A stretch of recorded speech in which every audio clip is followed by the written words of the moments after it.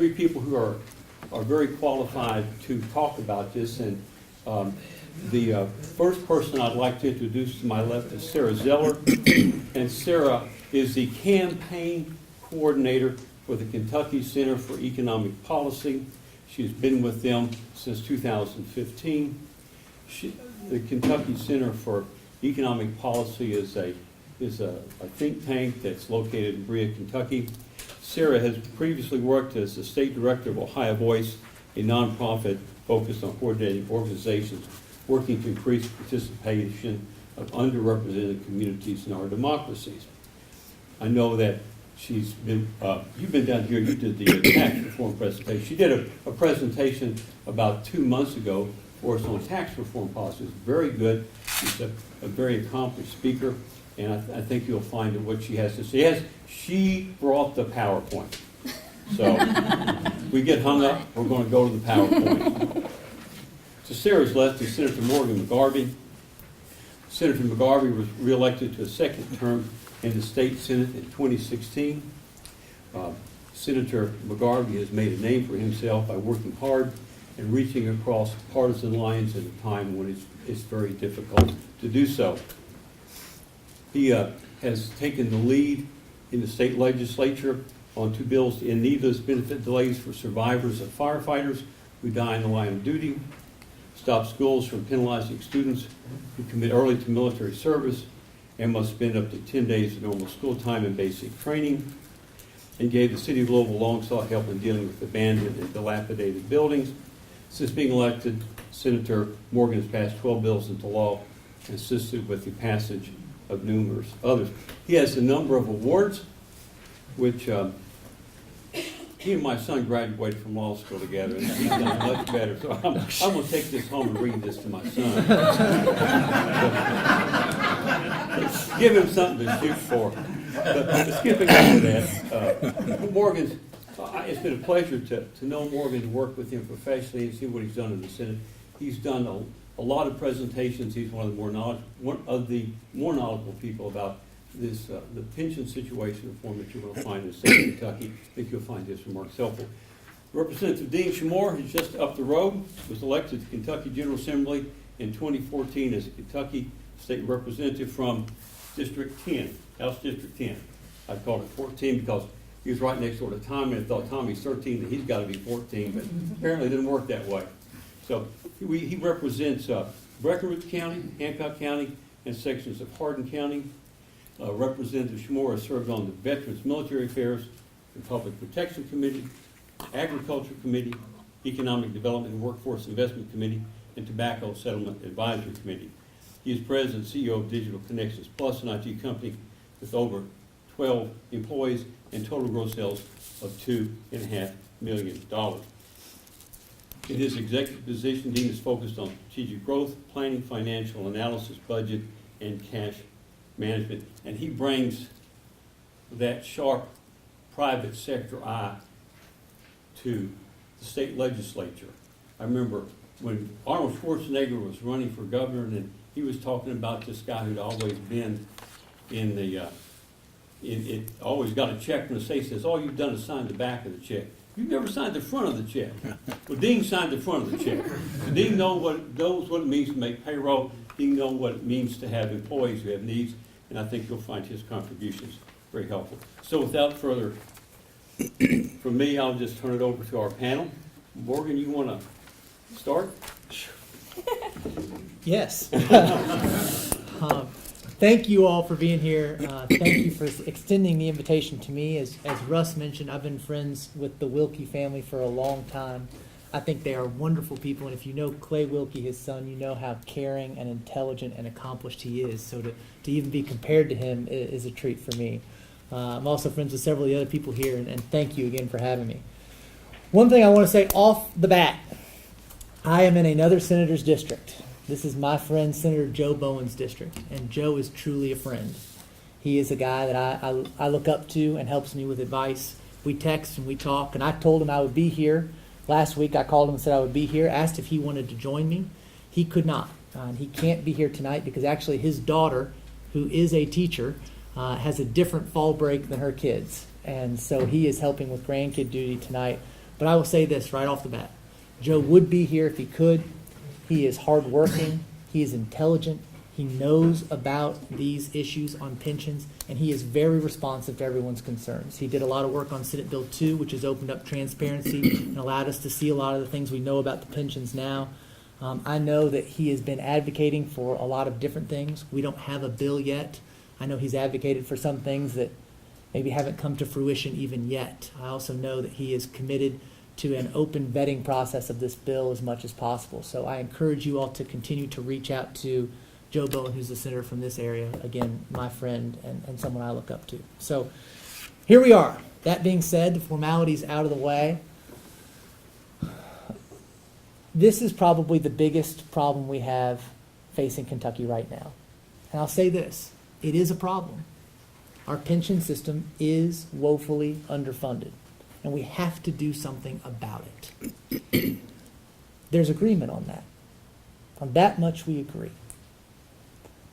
But I think we need to take the unfunded liability part of the pension, which is a real problem, and in some ways divorce that from the dialogue that we've started. Because what we're saying right now is there's an unfunded liability. There is no disagreement on that. But it seems like people in Frankfurt are trying to make the leap that the way to fix the unfunded liability is to cut current benefits. That doesn't work. And so I say current benefits, what I mean is I guess future benefits. They say we're not going to cut current benefits to any state employees. So we're not going to cut current benefits to state employees or retirees. But we can help this by slashing future benefits. But I think that ignores a couple of key realities. So I'm just going to use my time very briefly to lay some groundwork. And again, this is not fake news. This is fact. But I don't think it's out there enough. So number one, we have done pension reform several times in the last 10 years. As our good friend Representative Thompson knows, we've taken on this issue before. So to act like right now is the first time we've ever done pension reform is disingenuous.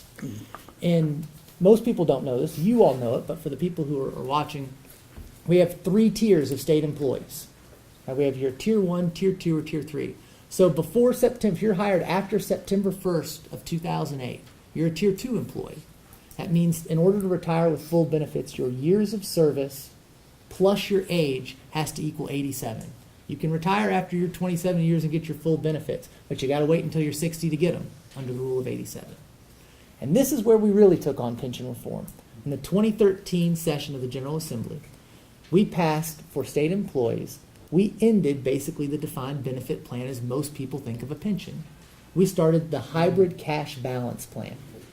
The hybrid cash balance plan means that employees in state government who started work after January 1st of 2014 are on a 401k style system. It's just the state guarantees a 4% rate of return. Now, a 4% rate of return historically is very low. So it really sets a floor, not a ceiling, for what we're promising to state employees. But here's the good thing about that. The good thing is because we promise a guaranteed rate of return, you're not in a 401k system. We're guaranteeing something, so your money is, or the state employees, new employees, their money is going into the asset pool that we're investing that goes into all of the KERS and CERS systems. So when we say that we're going to cut future benefits to solve this problem, all we're cutting is a 4% guaranteed rate of return. What we're forfeiting under such a plan is to have that money come into the asset pool. Now, this is the problem with pensions. I'm trying to explain this as succinctly as possible, and it's difficult. I mean, a lot of people are probably already glazing over. But when you have an asset pool, we have asset pool, if you're KERS or CERS, and I'll get to the teacher's retirement in just a second, but if you're a state employee who's not a teacher, we have assets that we invest. If we cut new employees off to that, there will be no new money from new employees coming into that system. This is not a Ponzi scheme, right? Everyone has their own account. We know how much you are supposed to get. but it adds to the total asset pool. To put it simply, the more money you have to invest, the more money you can make from the investment. To explain it one step further, if you're continuing to grow your assets and you have what you call a long-term investment strategy, you can keep your fund at a certain age. I know KTRS does this, I believe KRS does this as well. They view their fund as forever being 35 years old. I figured out what I want to be when I grow up, right? I want to forever be 31 and have $1 billion. That's what these funds do. That allows them to invest over time. It also allows them to invest in a higher risk, but higher yield, higher equity stock that you can get more for. When we take that money out and the assets aren't growing with more people that are coming in, then we're going to have to continue to lower the assumptions. If anybody here is in CERS, you know what happened when we lowered the assumptions this year. The contribution from the county skyrocketed. When we lower the contributions, into the system, we're going to have to lower the assumptions for KERS as well. That is going to cause the state's contribution to skyrocket into it. And so I would suggest to you, we haven't seen the details of the plan, but in the plan that's been proposed, it could actually cost the taxpayers more in both the short and long term to do this plan than it would be to keep state employees, I'm not talking about teachers, state employees already in the 401k style system without allowing them to contribute to the overall health of the fund. And so I think that's really important to understand off the bat. Teachers, totally different animal. And is anybody here a teacher? Who all here is a teacher? Okay, so we have a few teachers here, which is good. Important to point out, teachers do not get Social Security. And so teachers puts us in a little different spot as a policymaker than a normal state employee. Because teachers don't get Social Security, and they don't get Social Security even to the point where they don't get survivor's benefits of Social Security if they have a spouse that passes away, right? No Social Security for teachers. Because of that, we have to come up with a different style system. And this, again, this shouldn't be a partisan issue. It's becoming one, but it shouldn't be. We need to ask the basic question. Right now, the proposed plan is teachers can get an up to 18% employer match if they switch to a 401k style system. It's actually not a 401k system. It's a 401a system. Why is it a 401a system? Because number one, they'll keep them out of Social Security, so they're not in Social Security. Number two, if this thing goes south, we can put them back in a defined benefit plan. If we put teachers in Social Security, they're there. We can't pull them out. So I ask again a basic question that I think really needs to be answered when we have this conversation. It's not a loaded question. I want to know, what is the cost of switching KTRS to a 401a style system? Because we're not going to have new teachers coming in and contributing to the asset pool in KTRS, just like we discussed with state employees. So you're going to have to reduce the assumptions of what you're going to get, and that's going to raise the contribution in the fund from the state. So what is the cost of that? And then two, since we're going to honor the benefits to retired teachers and current teachers, if we're truly going to do what the governor has said we're going to do and honor those commitments, after we've done that, we've essentially brought the fund to 100% funding. That's what the unfunded liability is, right? We only have a certain percentage of how much we have to pay out. If we're going to pay to everyone who's currently in the system right now, we've brought it to 100% funding.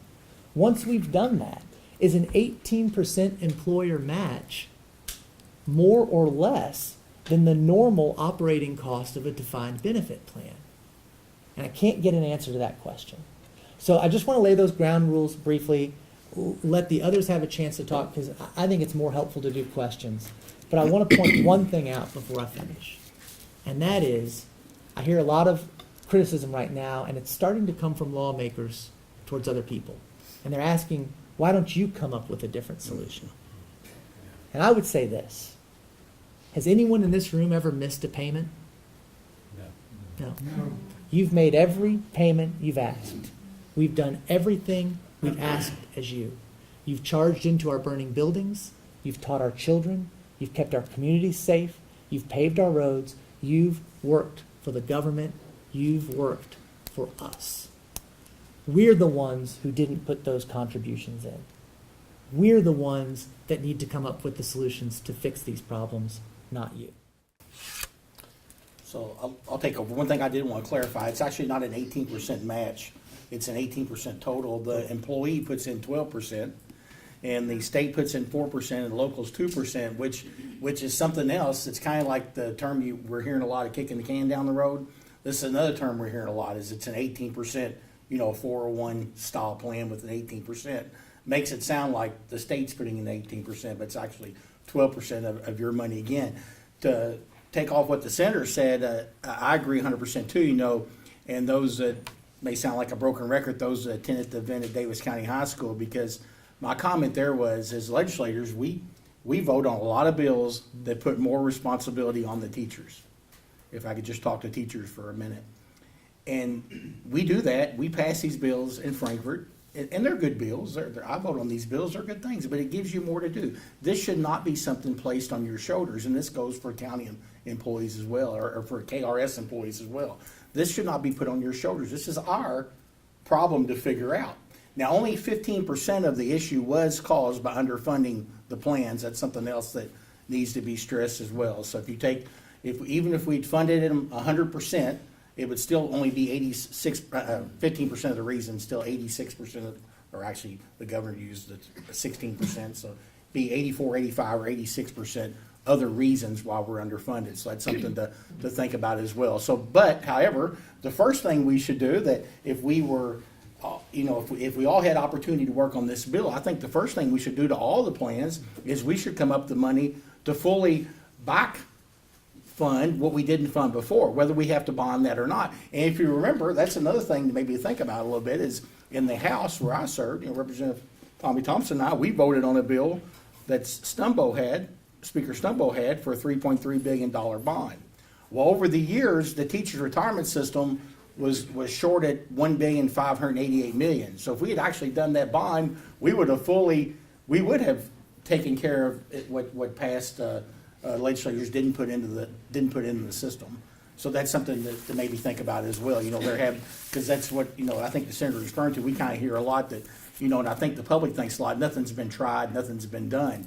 And when you look at our biggest, the biggest pension system is the teacher retirement system. The most underfunded is the KRS system.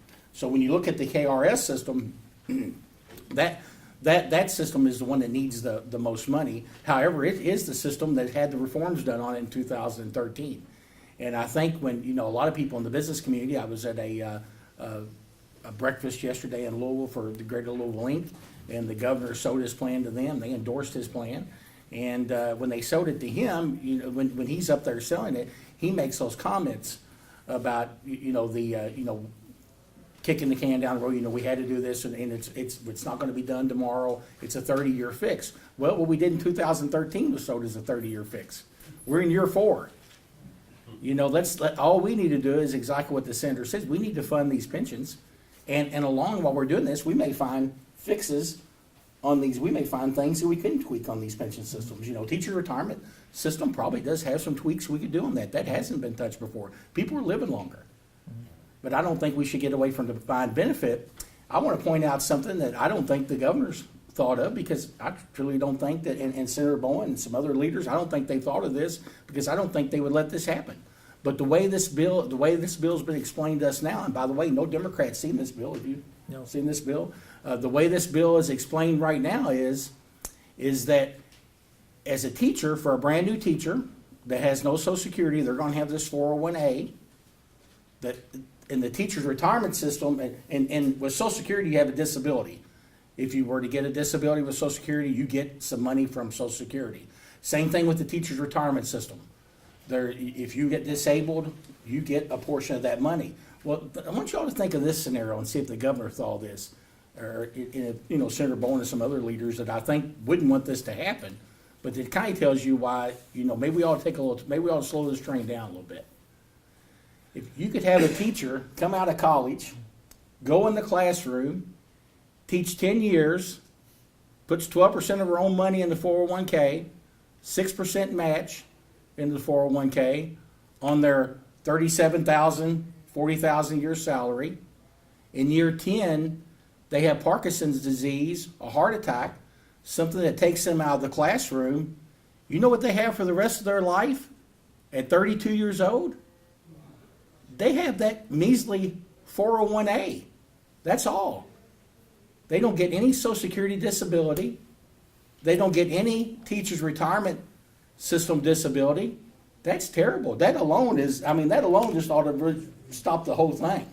I mean, can you think if someone really thought about getting in the teacher business right now and they knew that, and if their parent knew that, or someone close to them knew that, a mentor, and told them that, then they wouldn't do that. You have a question? Well, not a question, but something that you also need to think about. Yeah, so the question was about healthcare, where does the funding come from healthcare, because that comes out of the KTRS system as well. My understanding, my understanding of this is everyone's gonna pay 3% for healthcare. Is that More. correct? 3% Additional. additional what they're paying now. Can I ask a question about that? That doesn't cover it. Okay, I don't know. So, That's another thought for you. Yeah. Plus, what if Trump sets this $2,400 a year tax plan? Yeah. How will that cover it? You're gonna have $2,400 a year times 27. Right. That's 177,000. No, that's not 177. But anyway, Well, that's all you have to live on for the rest of your Well, life. it'll be, if he passes that, what it'll mean is they'll pay taxes on that portion of that 12% they're put in. They'll pay taxes on anything over $2,400 that they put in. It won't be tax exempt. So, you had a question? okay, so in 2000. The Kentucky Retiree Employment Plan, Health Plan, is actually funded in aggregate. You know, we have 8 systems, so if we put them all together, we're at 47% funding. The aggregate of all national plans is 7%. Most are at 0%, and that's because up until a few years ago, accounting standards were that those health plans were just pay as you go. You put in a certain amount every year to cover what you think is going to be those premiums for that year. And just a few years ago, it switched over to you should be funding it and thinking about it in the long term. So Kentucky did a really good job of thinking about it in the long term, and that's why that cost share came in there, and we're at 47% now. It really doesn't matter. It does not make much sense to essentially cut employees' current employees' wages by 3%, and that's every single public employee in the I was gonna say, state. essentially, it feels like you're being taxed to be a public servant. So I have a little concern with that, because I have concern that that's gonna could be swept out and be used to pay the ARC. Well, Exactly. And you know, you've had your hand, I just want to add one thing to that. Again, going back to the tier 1, 2, and 3 of state employees, there are a lot of employees that are going to be paying that additional 3% that aren't getting the health benefit that it's going to pay for. Me. So, A lot of other people. I was hired, so to explain that a little more, I'll tell you, if people don't know what the health benefit is for tier 3, I actually came in office January 1st, 2014. So that's another thing you hear out there when you hear opponents of these bills. You hear them talking about legislators having these big fat retirements. Well, that all got changed in 2013. So that's already been fixed too. They act like that's still an issue and that needs to be fixed. That's already been fixed for people who took office after January 1st, 2014. We're in the same, we have a different, legislators do have a pension bucket separate with their money in it, which I'm great. In fact, I co-sponsored a bill last year to put that money into KRS. There is a separate bucket, but as far as the benefits, it's the same. So so I'm gonna have to pay an extra 3% for a retiree benefit. You know, if I were to stay a state employee for 30 years, you know what my health insurance benefit would be a month? $300 a month.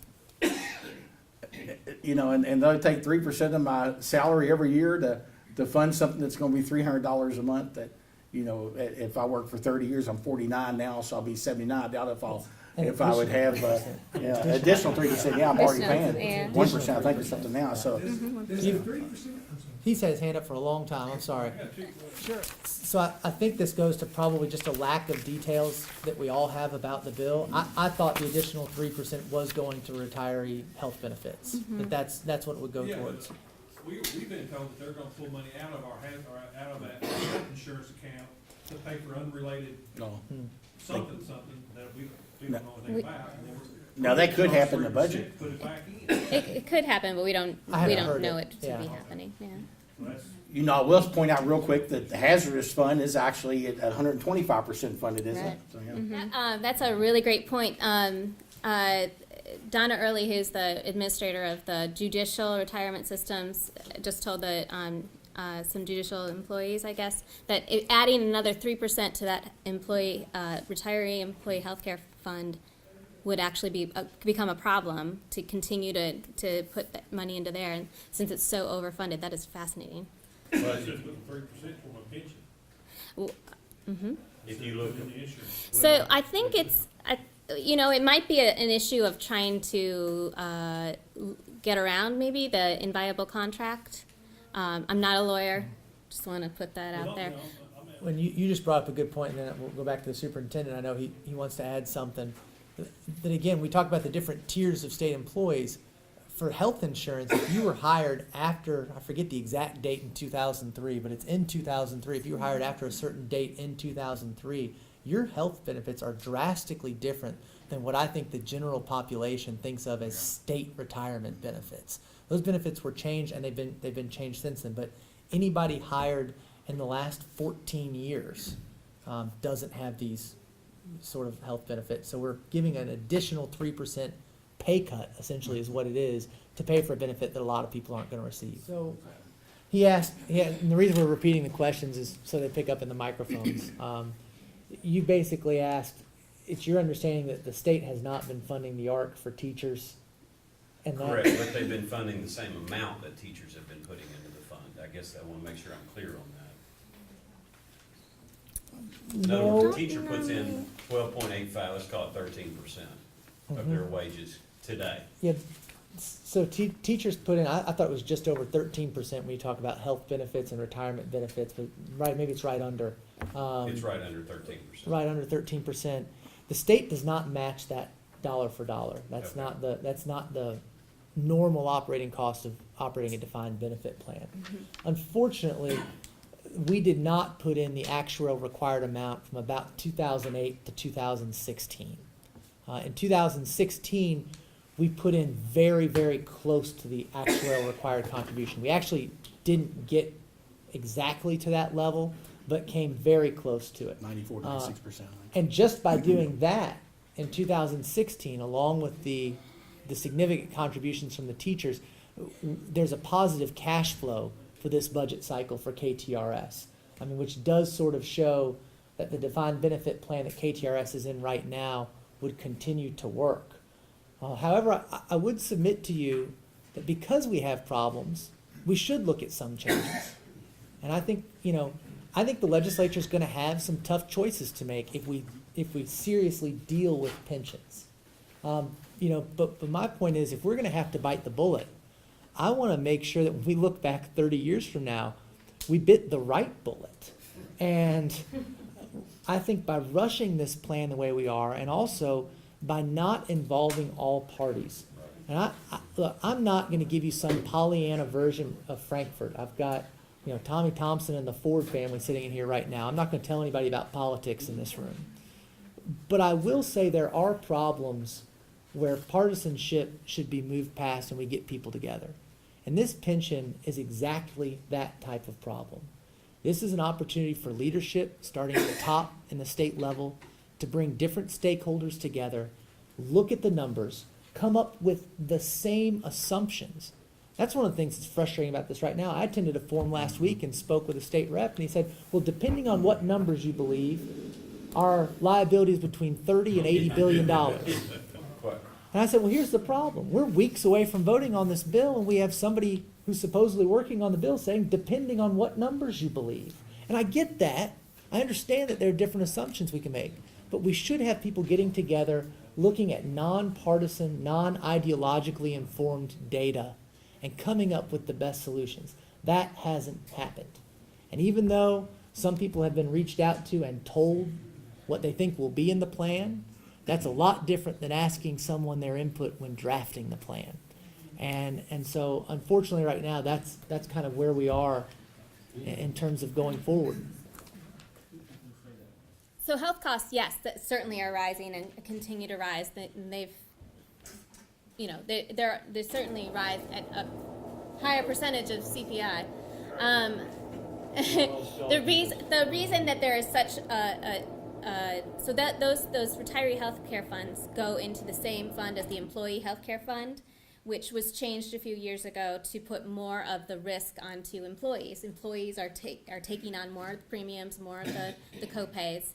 And so that employee health care fund has a surplus, and so much to the point that $500 million of that was swept from it during the last budget in order to put more money towards the ARCs, towards the pensions, to get to the point where we finally met the KERS ARCs and almost met the KTRS ARCs. So met the state employee ones, almost met the teacher ones.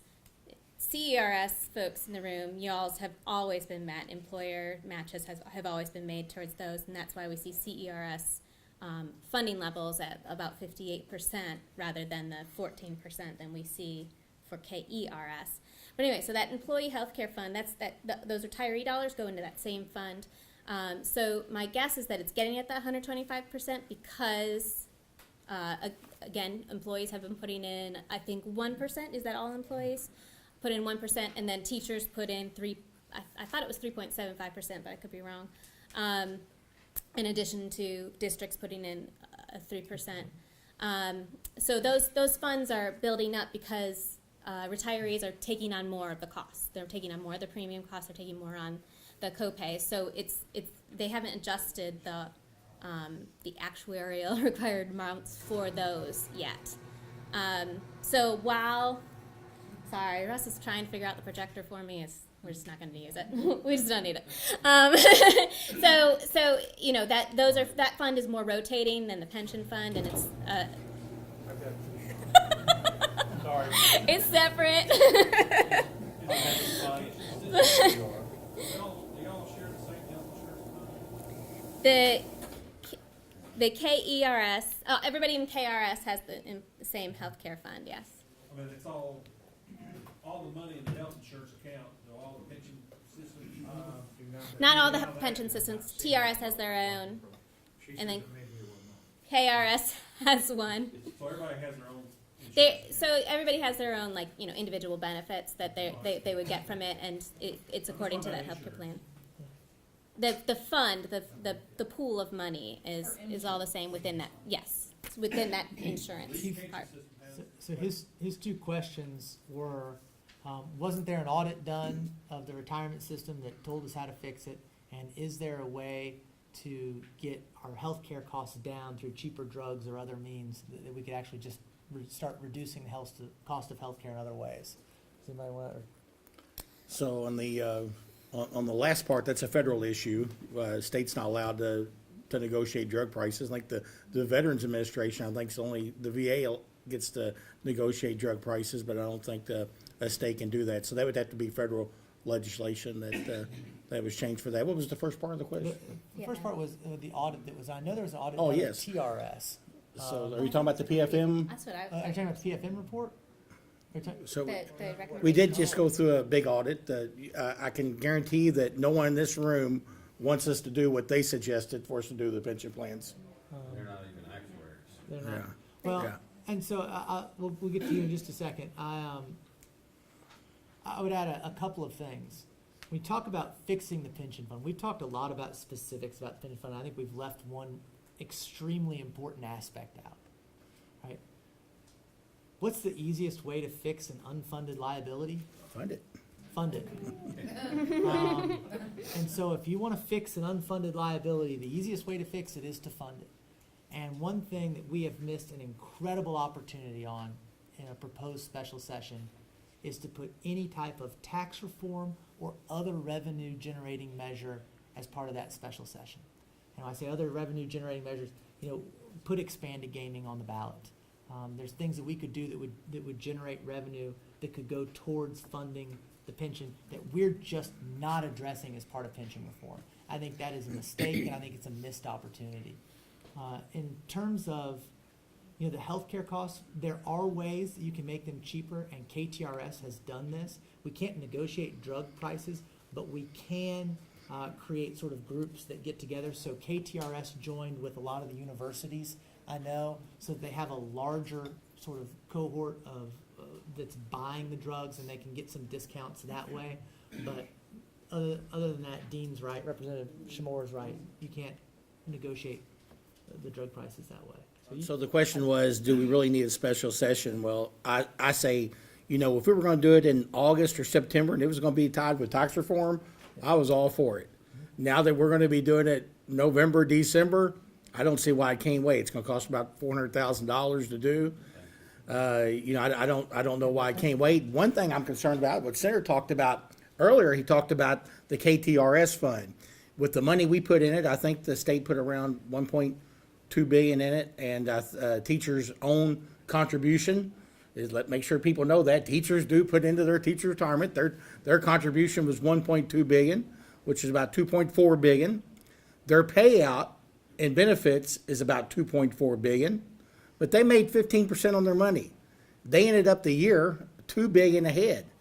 So what happens at the end of this year, those numbers get recomputed for their unfunded liability, and I think their unfunded liability is going to be in a lot better shape than it was. I mean, it's going to be natural. So I kind of wonder if also they don't want the public to hear that, wow, teachers, what's the unfunded liability now? Is it 59%, 57? What's somebody? I'm afraid to say, well, you know, it's 50 something now, and now it's 60 something. You know, so what's the rush? You know, we increased 10% points on our unfunded liability in 1 year. What's the rush? So I'm a little leery of maybe that's the reason we have to want to hurry up and do it as well. We got the guy back there, the other guy with the glasses, and then the guy back there in a black jacket. So the question was, will the bill not be scored, and will the real costs and real savings not become available? I'll say this: the bill will be scored. We don't have, unfortunately, because of the way this has been done, we don't have access to a lot of the financial predictions or assumptions. And this is something where you really can, you know, get it to say a lot of different things. And that's not right. We need to know what it is, and it's not a partisan answer. And so we'll see a score. I'd love to know how they calculated it. I'd love to know where they got the information. I'd love to know who calculated it. Well, that was my question. Who will do the calculations? I don't know. Great question. The governor's staff? Great question. Does an LRC always do that? Well, LRC, you know, typically, and you know, Representative Thompson, if you want to take the floor here, LRC does score these bills, but this is a really complex. They're not actuaries. Yeah, they're not actuaries. This is difficult, and A lot of you know, assumptions. if you look at the assumptions, it's almost like, you know, knobs on a stereo. You can turn them a lot of different ways and get a much different sound and level of sound depending on how you're turning those knobs. And where it would have been great is to have people, again, not just legislators, stakeholders. Have stakeholders in the room so that we have a more transparent process of how we're making these assumptions, how we're coming up with these. I'm not like, I mean this, I'm not saying, oh, I didn't get invited, so therefore it can't be right. I'm saying because no one knows how this process was done, we can't know if it's right. And it's that easy. It should have been more transparent. So Who was part of who wrote what we have today? You know better. Who was part of the crowd? we don't know. We don't know. We get, I can make really educated guesses, but that's what they are. I don't know who wrote the bill. I know that the governor has made public comments where he said, for instance, things. I think he was on Leland Conway's show one time, and he said, we've been working on this. We've even come in for weeks. We've been drafting this. And then right after that, someone else said, well, we don't have anything written down, but why were they drafting it if it's not written down? I don't know who was in the room. And maybe it wasn't the same people every time. it's incredibly scary given the consequence and the number of people that are impacted and also the longevity into the future, that such a bill, yet we don't know who. I mean, like I said, I can take a great guess at Yeah. it. And I kind of know it's Right. Okay, that's doing this.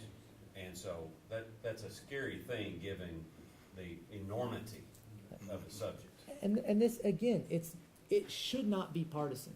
I mean, I'm down here from Louisville, but part of the reason I'm down here, I've got over 5,000 current and retired teachers in my district. You know, those are the people impacted by this. And it doesn't matter what side of the aisle you fall on. People deserve to have their voices heard. We need transparency. And while I'll say there's been a call to not rush this, and I agree with that on one level, I'll also say we shouldn't delay it.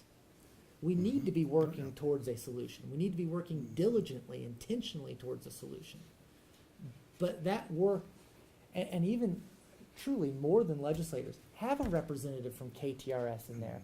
Have a representative from the police. Have a representative from the firefighters, from the county workers, from the cities who pay into this for their workers. So we all can come out of a room and say, you know what? Here's the problem we're facing. And we believe in good faith that this is the number. This is the problem we're facing. This is what we have to combat. And these are the assumptions we used and why we used them and who came up with them. And we're owed that. You're owed that. So there's a guy in the back in the black jacket who's had his hand up, and we'll come to my friend in the tie.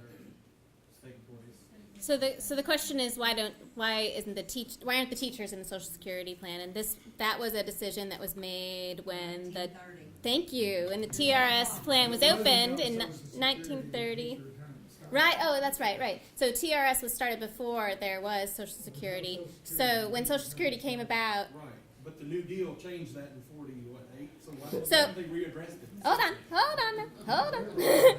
So when Social Security was created, TRS made the decision, we're just going to stay insular. We're going to stay within this plan. Our employees will stay within this TRS plan, and we will provide those benefits so that when teachers retire, they have something to live on, and they can live out their days without the having to rely on public assistance.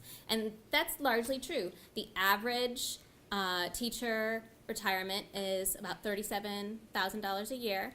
Then remember, as Senator McGarvey said earlier, that's the only money that they are given. So if we move the teachers who are currently not in that Social Security plan, if we move them over to this DC plan, this defined contribution plan, and we do not add them into Social Security, Kentucky teachers would be among very few employees and Americans really in the country who don't have any form of defined benefit plan. Social Security is a defined benefit plan. You get a certain amount every month because you've been paying into it throughout your entire career.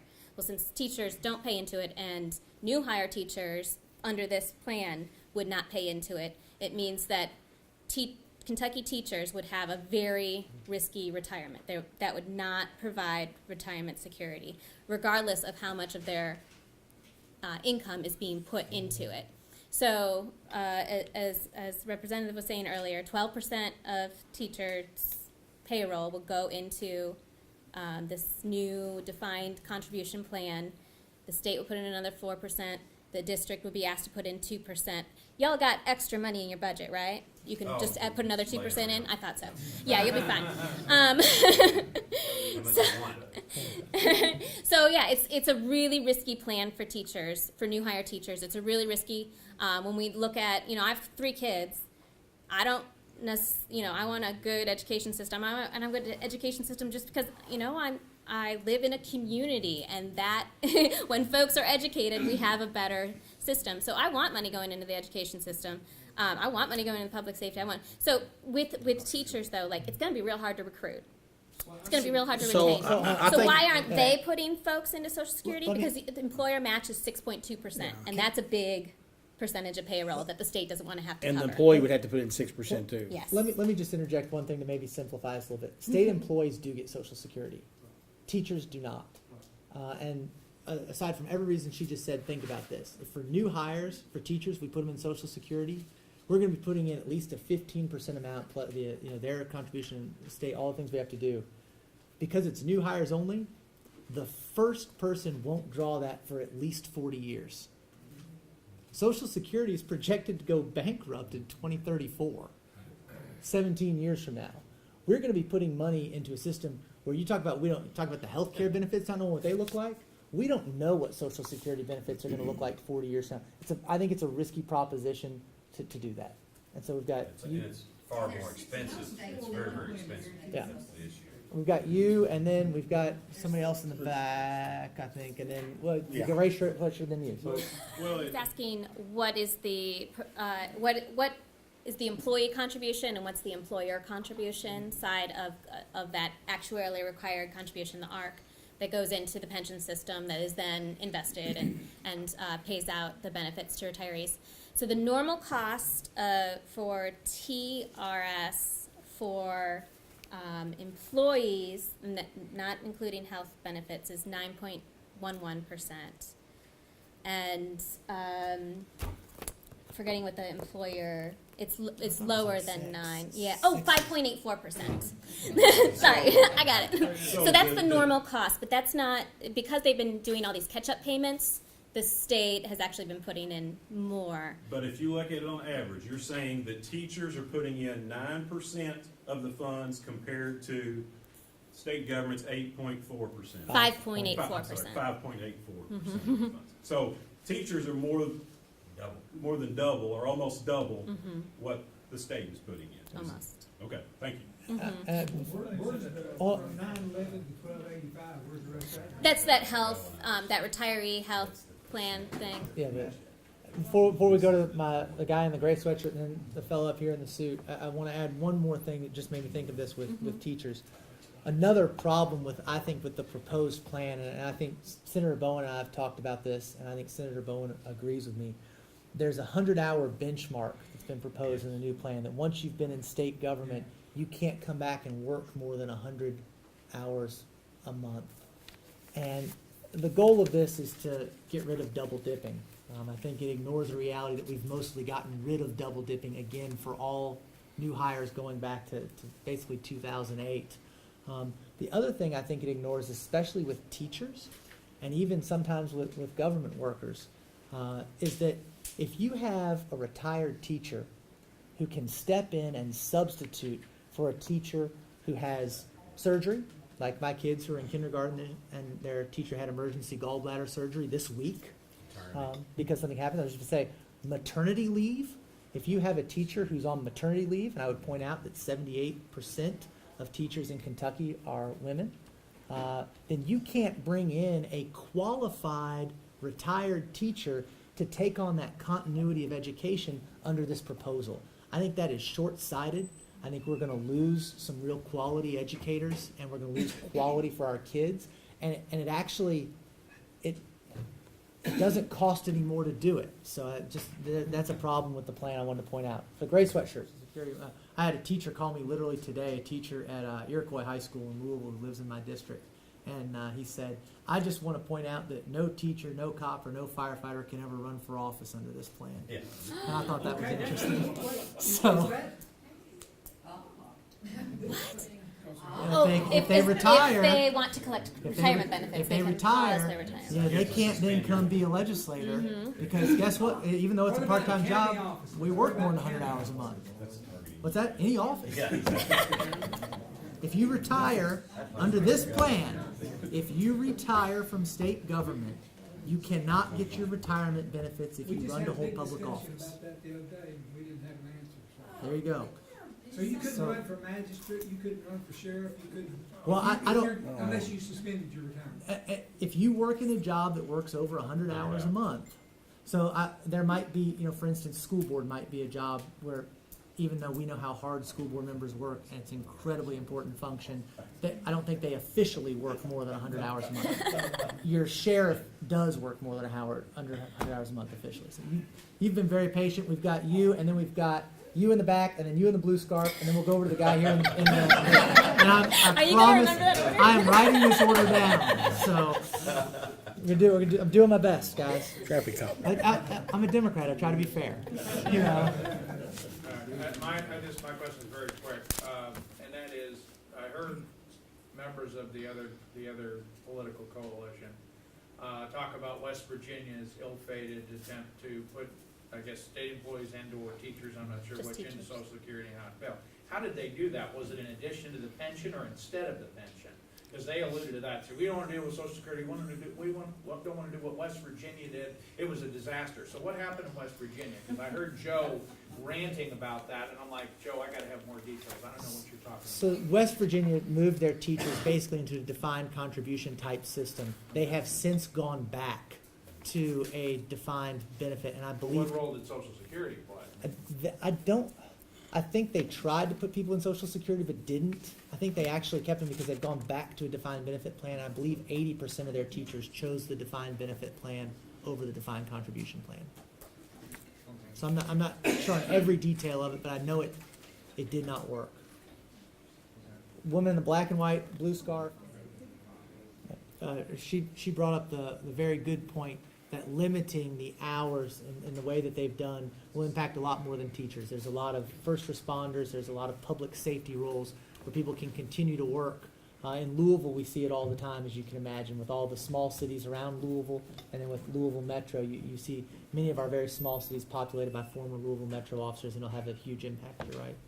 The blue scarf, Oh, man, well, that's you, blue and black I'm not costume. sure, but I think my head exploded when, over the not being able to run for public office. Isn't there some kind of, like, constitutional issue? Isn't that Doesn't go to court on it. No, participating in democracy, kind of Well- like voting only more? she brings up the good point of, would it be basically a violation of statute or unconstitutional if we prohibited people from running for office? If we prohibited people, you would be correct. We're not prohibiting people. No. What we're telling you is you can't draw your retirement benefits if you do it. So I don't actually think it would be unconstitutional. I do think it is an unintended consequence of legislation that has not been completely thought out. It just seems really un-American to me. Yeah, it's bad. Question before my head exploded, premiums and co-pays and. So she asked about Just protections. Where are we vulnerable on our? Again, we can speculate. This is part of the problem of not having the actual bill in front of us. Until we have that actual bill in front of us, I can't really give you an answer on that. One of the protections I will point out, it's good to bring this up just quickly for anybody watching who's not as knowledgeable as this crowd is about these things. We still have the inviolable contract for everyone who is in the system right now. Does that include health insurance? There's a debate on that, but I think it likely includes most of the health benefits that have been promised now.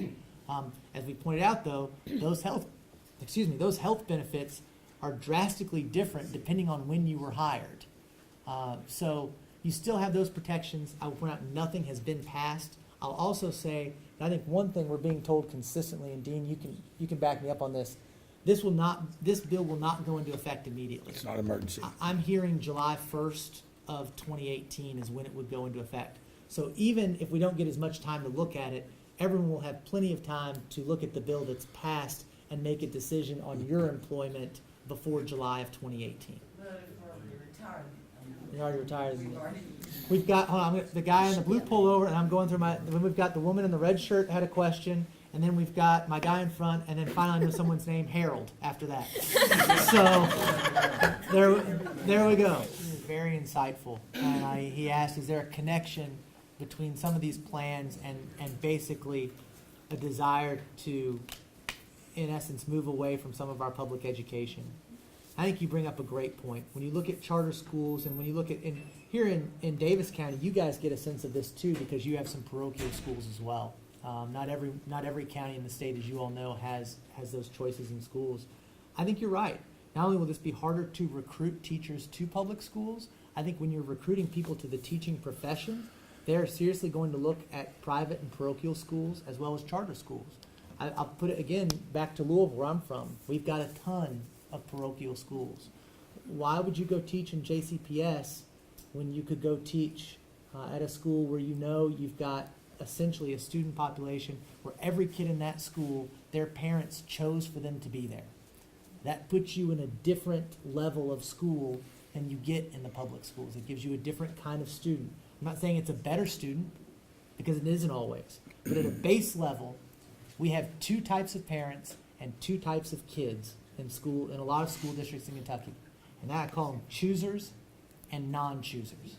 And the kids who have someone in their life who has chosen where they go to school have a leg up. Again, not that they're going to be more successful, not that they're better, but they have a leg up, and it provides a different environment than those who haven't. And I know our educators can speak to that, so I think that's a great point and something that's certainly worth considering. The woman in the red shirt, and then guy in front, and Harold. And the woman in the back. Tommy. So she just brought up, this woman has been teaching for 20 years, and she teaches math, and talked about all the sacrifice and struggle that goes into it, and told a wonderful story that I can't begin to repeat. All I would tell you is that the Capitol Annex is located at 702 Capitol Avenue in Frankfort, Kentucky, and please come and testify and tell that story to other people. You wanna add Letter that? to the Yeah, editor. I mean, that's- Go tell meet your representative and senator here in town. Talk Yeah. about stakeholders, needing to get stakeholders in front of you. I will say that I will say that the Kentucky Education Attainment Team, I forget what they're actually called, KEAT, it's the superintendents, PTA, school boards association, school administrators, Kentucky Education Association. They all got together and said that this is not a plan that will work for Kentucky schools. So at least the organizations representing parents, and but yeah, I think if y'all can get out and tell your stories and tell how public employees, when you compare them to similar private employees in Kentucky, make 13% less. You figure in all your salary, all the compensation, so salary and benefits, public employees in Kentucky make 13% less than comparable private sector employees in Kentucky. My feeling is this will end public education as we know it. And it's not only just to be, when you take, in all this compound, it's what's bad, because when you take retiring at 27 years and going to the 401k, and then you can't even come back and substitute 100, and then you don't get to use your sick days. So all these teachers are going to be taking their sick days, but there's no retired teachers that can come back and do a lot of subbing because they're capped at the 100. It's very compounding when you put it all together. As a math teacher, I'm not looking good. You know who it's really, It is. you know who I think it's really going to hurt, because the senator hit on it. You know, when it's going to hurt, of course, poor people even in the city, but it's really going to hurt rural areas like where I come from, because, you know, we're not going to have a lot of other opportunities for them to even go to the schools, unless we get online charter schools, which might be next, and then that would even hurt the rural areas as well. It was in this bill, but it could be in the, it could be some, Mr. Gray, it could be some good legislation we get next year, like you were referring to, who knows? So we maybe get back on track. Who had the Okay, questions? You so we've remember? I know got, we've got Representative guy in Thompson had- front, okay. Harold, Tommy, the woman in the light blue, and then my man Clay Ford. And then, okay, and we'll get And we'll after get you Clay. after that, all right. So, All gentlemen, right, thank you, you're sir. next, you're up. I just wanted to make a short comment about this idea of double dipping. The original idea, the reason for that idea was to hire experts who would be an expert the day they started. Right. Police officer with 20 years would be an expert if he takes another job in law enforcement or public security or things like that. If you want an expert staff, you got them. They Right. retire at 27 years if they're young enough and fit enough and interested in the job. The amount of pension they can make in those few extra years isn't large. Right. You know, they're gonna, 5 years, less than 5 years is not a pension at all. Right. It's a way to hire experts. They do it now with judges. They're doing it in Owensboro with, I forget the term for it, but it's like emeritus police. They've retired, but they need somebody coverage due to sick leave, or if a class hasn't finished yet. They can bring in these experts who's, you know, already retired. They got at least 27 years in it, or 20 years for law enforcement. And they hit the ground running. They know just what to do. They know how to do it. They know who to talk to and get the information they need. You know, before we go any Give further, that up. first of all, let me, you know, and he brought up a point. What he was talking about is that it's a lot cheaper on government to hire someone that's already been retired who's trained in what they do. I know we're singling out certain occupations in here a lot. You know, and what we hit on a few minutes ago is all of you all are underpaid from what the private sector makes. So really, even though if we haven't talked about a job you do, I think we all appreciate what you do, and I think the state should appreciate what you do. And like's been told, and you all do have better retirement than other industries because you do sacrifice some of the pay up front. So because I know we have talked about certain groups more than others, so I did want to point that out that we're I think the whole state ought to be happy that people have stepped up and who taught our kids, who worked in utility departments, like the lady I spoke with back there, firemen, who put themselves online, police officers who put themselves online. We all appreciate what you do. All of us up here My do. question was, why give up the option of hiring experts? Experts today, you hire them. I think we agree. Great question. That's a great, Particularly when you're collecting the same percentage contributions, why would the pension system care? Yeah. Whether I hire John Doe It's or, the negative connotation of the word double dipping. Yeah, Exactly. but to the point of being though, to the pension, it shouldn't care because No. it wouldn't affect the cost of the pension. I'm collecting the same contributions, whether it's retired individual or new individual. Back to Senator McGarvey's point before, none of this framework actually raises the funding level of the Right. pension systems, Or makes sense. or makes sense, yeah, just in general. Who's next? Harold's got it. Harold's next. Okay, 3 questions were, are COLAs, cost of living adjustments, part of the invaluable contract? Is there any discussion about raising revenue to pay this, and what did Governor Bevin do? I'll take the first one, and I'll ship it over to my expert colleague Sarah here for the second one. Cost of living adjustments are not part of the inviolable contract for state employees. And any of you who are a state employee understand that you haven't gotten a cost of living adjustment in a very long time. Teachers are different, and the step-up raises for teachers, I believe, are different. There's not a court case out there on it, so I can't tell you definitively. But because, again, teachers don't get Social Security. Social Security does have a step-up cost of living adjustment aspect to it. Because teachers don't have that, their cost of living adjustments have been treated differently, and they have continued to get those. You should continue to get those in the future. If you don't, I would say there would be a lawsuit filed, and I think you would have a good case. So that is actually one of the framework considerations. One of the I think you're probably referring to this, Harold. There's a 5-year freeze on current retirees' COLAs, and then when a teacher retires in the future, who's a current employee, they would also have their first 5 years would be frozen.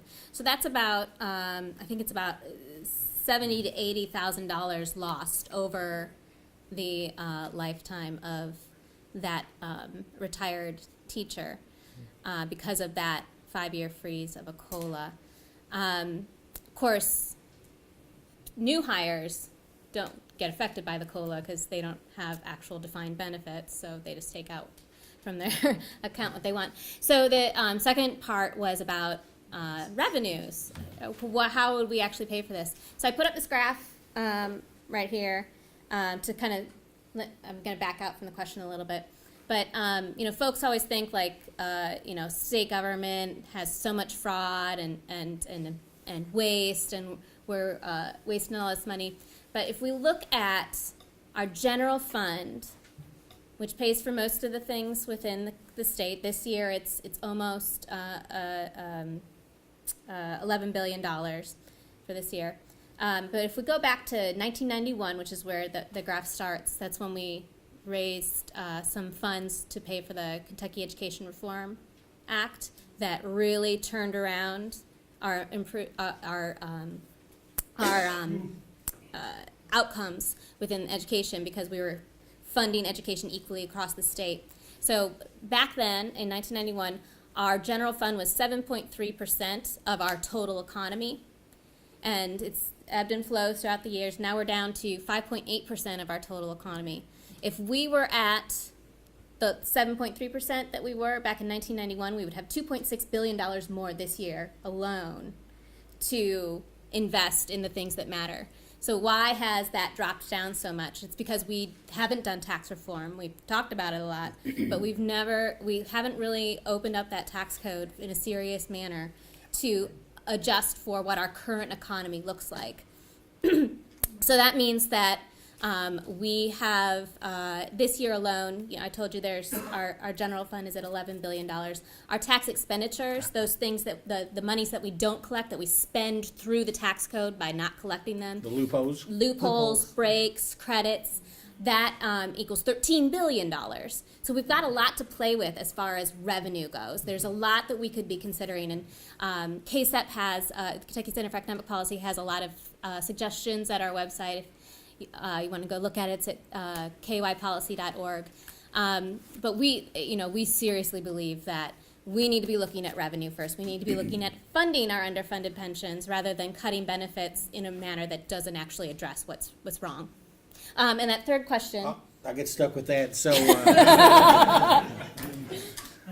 what did Governor Bevin do before he became our governor? Well, first of all, Governor Bevin's a very smart person. He's actually a military veteran like myself. He served our country.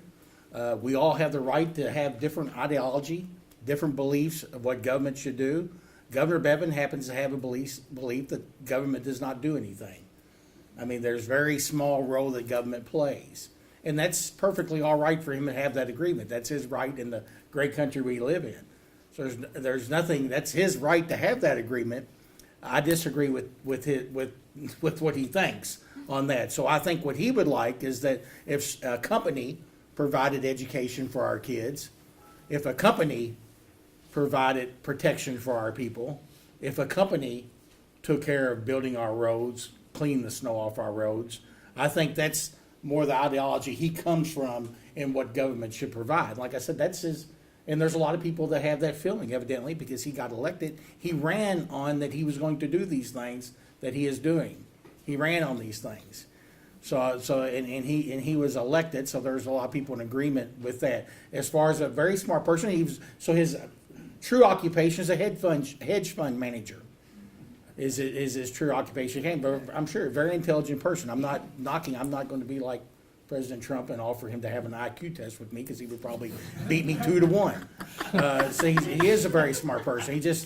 We just have a lot of disagreements on some things, and that's what the senator was talking about. And when he talks about having different stakeholders, he has one view. There should be more people at the table, because this just doesn't affect him. It affects you. It affects your students. It affects your kids. It affects your grandkids. So more people should be involved. It affects all of us in our economy, and the pensioners in Kentucky get billions of dollars in pension money that are here, and they spend it here, and they spend it at our businesses and our places, and huge benefit.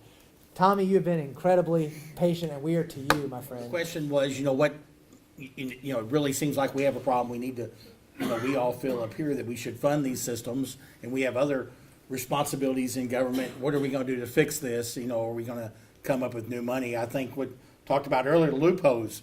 So if we have 13 billion in loopholes, just think if we cut them all back 20%, that'd be $2.6 billion extra we'd have, which would be more than the total arc on all these are, even with level dollar funding, I think. Mm-hmm. So that would be, and that's people paying only 20% of what they were paying 100% for at one time. So that's not like you're really taking an axe to someone. But then again, who wants to give up the benefit they're getting? So it makes the conversation hard. I represent a lot of farmers. Farmers get a lot of those benefits, so it really makes the conversation hard there. I do want to give. So the other, income we do have. I know 2 colleagues of mine. They filed a bill for casino gaming, which would bring in about $500 million in licensing the first year, as well about $200 million every year after. That's a significant money that could go to these pensions, and that gets voted on by the people. So I see one no vote, but I'm just saying it's never going to get out. Yeah, okay, yeah, and it won't. The governor already said you're correct. I'll give you a little heads up. And I'm not the only one. Someone in the Senate that I did as well. But I pre-filed a bill to allow sports gaming, which would bring a lot of revenue in the state as well. So there are some opportunities out there. Tax reform, tax reform that makes sense. And again, if we're not at the table of tax reform's not going to be too good if it's just one party making the tax reform. It needs to be something that we're all involved in. I want to give one more advertisement for the governor, because I will tell you this. He ran on, he wanted to do tax reform and pension reform. That means you don't get reelected. So he did step up the plate on hard issues. I don't agree. I mean, we all agree that the pension system was an issue. And I think that, him running on that, he wanted to look at that. I give him credit for it. I will. I mean, he described it like, I was at a breakfast, I mentioned earlier at Greater Louisville Inc. Yesterday with him. He kind of described it as, he said he'd like to be the next governor. I thought that was a pretty funny joke, but he described it like he's and he did say something else too. He missed private practice, so there's a lot of people probably want to send him back to private practice. But he says he's kind of like the guy in the parade right now going behind the elephant. And and some, these are hard decisions. And to be honest with you, I personally think that tax reform probably should have been done 4 years ago. So I do agree with that. The tax reform probably needs to be done. I'll add just briefly to that. Tommy asked what the prospects are of this happening. And it's your thing. I'll say slim. And if you all have ever Prospects of tax reform or gambling? any type of revenue right now, and I would say, to be optimistic though, if you've ever seen the movie Dumb and Dumber, so you're saying there's a chance. And I say that, and Tommy, maybe you appreciate this from all your years of wonderful service. It was a 0% chance for a long time, and I think we have upgraded to slim, and that's in part because people are recognizing a basic fact. We do not have enough money to operate the basic needs and obligations of state government as it currently exists, period. That's it. So, you could say we're going to cut it even more than we have in the last 20 years. It's a valid political philosophy. Or, if you want to fund just currently what we are supposed to be doing, not even what we should be doing, but what we are supposed to be doing, we don't have enough money. There's another added wrinkle to this which puts a little more pressure on the legislature. Constitutional amendments, like gaming, can only be passed in even-numbered years when the legislature is on the ballot. If you don't do it this year, you're not going to see it again until 2020. We can't do it. The Constitution prohibits us from doing it. So I think there is more pressure. However, in an election year, in a budget session, I think it's unlikely you'll see a tax bill voted on before the filing deadline, certainly. There's two kind of deadlines in Frankfurt. There's the filing deadline and then there's the end of the session. I don't think you'll see it before then, and I think it'll be very difficult to get any sort of comprehensive tax bill through the General Assembly with as many freshmen as there are in the House, and after taking a pension vote with the days remaining in a 60-day budget session. I just think it's unlikely. So that's where I think the prospects are. We're going to the woman in the back in the aqua sort of tea. There we go. Yeah. I mean, well, I say nothing's official yet, but I think because you have 26 years in, this won't go into effect until July of 2018. You could likely then use that time and retire. Well, no, that's 25 without counting my. Oh, 25 without. Yeah. It'll be capped as of July 1, 2018. So would I be able to still use that 9 months? That you have right now, and again, it's very difficult to speculate, and I'm going to sound both like a lawyer and a politician, which is a horrible combination when talking to, I say a group of people, really anybody, but you're going to have to really look at the legislation. As of right now, I would say, based on the bullet points we've seen, it is likely you would be able to keep what you have currently, and it'll be capped on July 1. But please don't take my word for it tonight. I mean, this is one, I would check the legislation. I would check with KRS and see what they say as well. So we are to my man, Clay Ford. So her question was about quasi-government organizations and city and counties. They're forced to meet these levels they're going to have to pay into. Isn't he's going to allow quasi-government an option to get out? So Yeah. they could There's actually still get a out. fee, from my understanding, it's Yeah, still it's gonna be huge. an extensive cost to be able to even get out. But won't they Full determine their actuary own? cost It's a of promised lose-lose for benefits us. within 2 years. Yeah, it's almost And we've impossible. already experienced a budget cuts at the state level for early child care by 17%. So let's just point out right now that early childhood education is probably the best investment that we can make as public, and that we haven't been fulfilling that promise. So the reason that's increasing so much is because of the assumption changes that were put into place by the KRS board earlier this year, off of that group that we mentioned before, the PFM group recommendations, that we move our funding, our assumptions, our investment assumptions, so the pot of money that you're putting in to a different investment, what we assume that we'll get back. So these are all the other plans, all the pension plans within the state, are all these dots up here. This is what PFM recommended, 6% return on investment for TRS, CERS, KERS, hazardous, and the judicial system and legislative systems, and then 5.25% for the lower funded non-haz and state police. But just lowering those investments and also assuming that there will be no payroll growth for all of those agencies within the CERS plan means that that's why your costs are going up even more than they went up previously. And it's probably not necessary, right? It's like going to that level dollar funding is what they call it. It's where you're upfronting all those costs for those 30 years of what we're, what you're saying, like we have benefits that are due over these 30 years, and you're putting more of the costs right now rather than spreading it out over the 30 years. And that's what those assumptions change to. And it's not sustainable for many communities within Kentucky to go with that for the CERS. And that's why we see a lot of local agencies, the Kentucky League of Cities and KCO wanting to go towards a free CERS, removing CERS out of KRS so that they can make their own actuarial assumptions and put those own assumptions in so that it's more sustainable. I don't have a solution for it, just that's why. No, I just want to be honest, because we won't be able to do it and not cut. So that's something the senator talked about earlier, is that it would be nice if we were all on the same, what our unfunded liability is, and that's because of that assumed rate of return, and our payroll growth being at 0 is what's increasing those payments have to be. Even though all these funds have averaged more than 6% since they've been running, but we're still using the rate of return of 6% to figure these payments. We've got a couple more questions I know that have come up. There's a guy in a brown sweater with glasses. Perfect.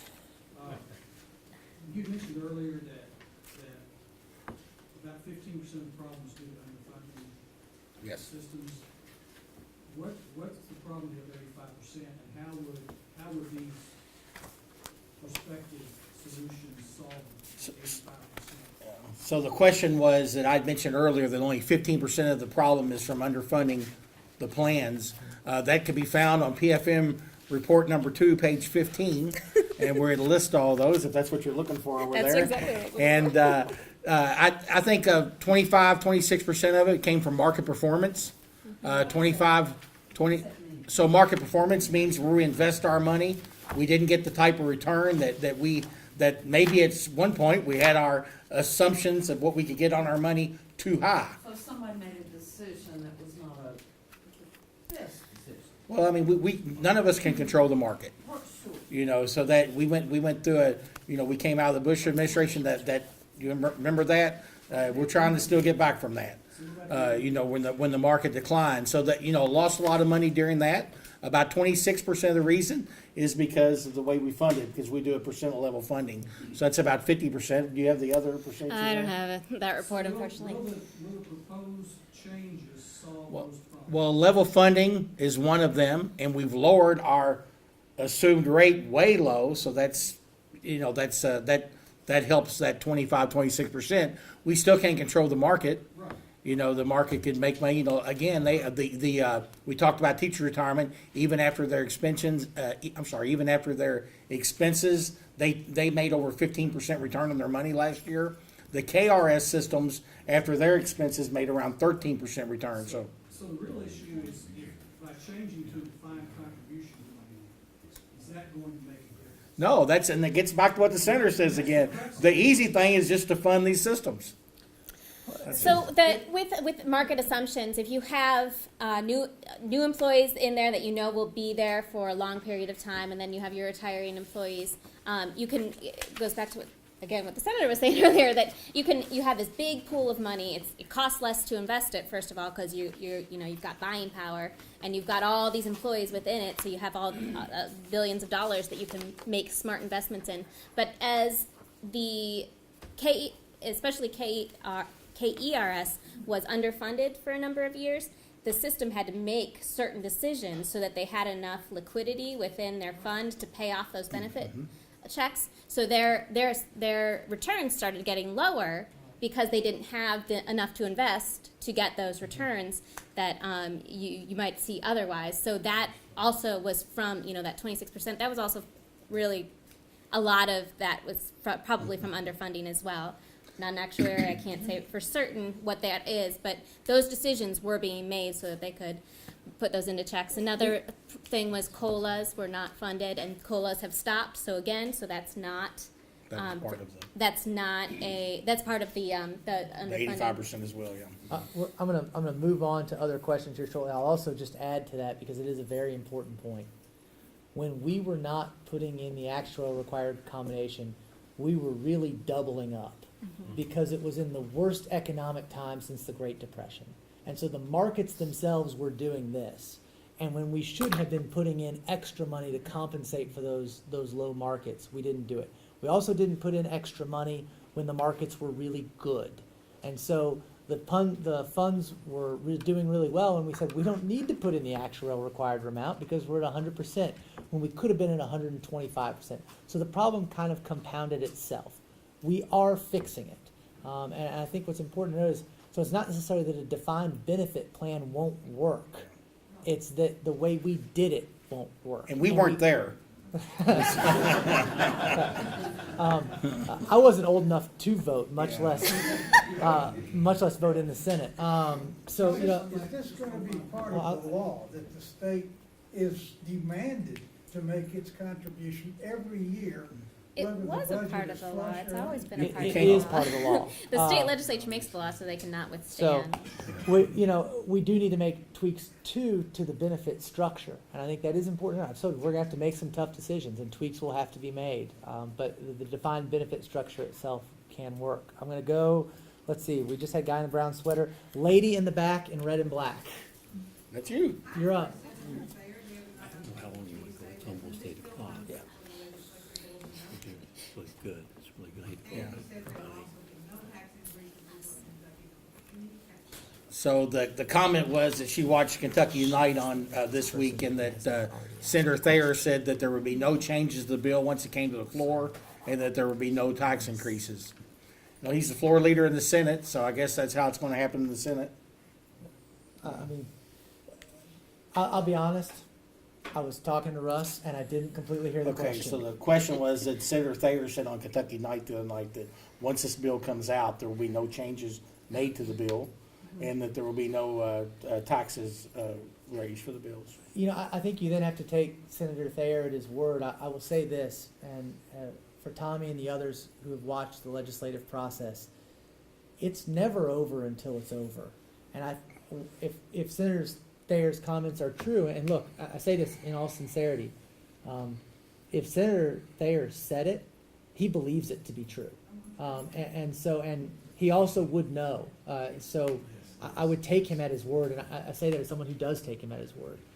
But the Senate isn't the only chamber that gets to look at the bill. And so I think what he might say, what I would take away from that too, is that the bill might start in the Senate, which is interesting. I'd heard it would start in the House, but it's all rumor. So that's what I would. So his comment was about taxes being tax neutral or increase. When the governor did his State of the State address, he actually said that he was going to have tax reform, and it would not be tax neutral, that it would be a revenue increase. So. Well, I will say this: if the governor doesn't put tax reform on the call for the special session, the governor determines what we do in special session. When we're in regular session, it's open season. When we're in special session, we can only do what the governor says. If there's tax reform is not on there, I doubt we can put it in. Also, any bill that deals with taxes must start in the House. So if it starts in the Senate, again, you're probably not likely to see it. Russ came up and told me when the nice woman in the back was asking her question that we have reached about the ending point of the program.